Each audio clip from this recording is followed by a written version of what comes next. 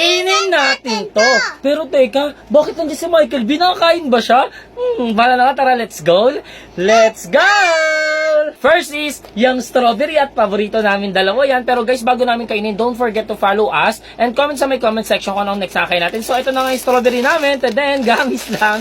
Wala kayong pambili guys. Yung totoong strawberry, medyo pricey yun eh. So, ito na nga. Kakain na kami. Harap. Next naman, yung seaweeds or nori sa Japan. So, ito na nga yun. Meron din kami niyan. Kainin na natin. Ito guys, favorite ko talaga ito. Kahit papakin talaga, ang sarap. Gusto mo ba yan, Lab? Gusto mo din yan? Next naman, yung si Michael B. Nakakain ba yung tao, Lab?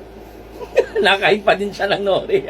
Pero guys, syempre hindi namin kakainin si Michael B na totoo talaga. So naghanap ako ng alternative. At nakahanap ako ng pagkain pero yung V lang. Ito lang. V-cut! Pwede na to. So ito na kainin namin. Ay. So kakain na kami. Ito na. Favorite namin to.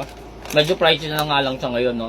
Like, follow, comment, and share. Goodbye! Yummy! Yum, yum.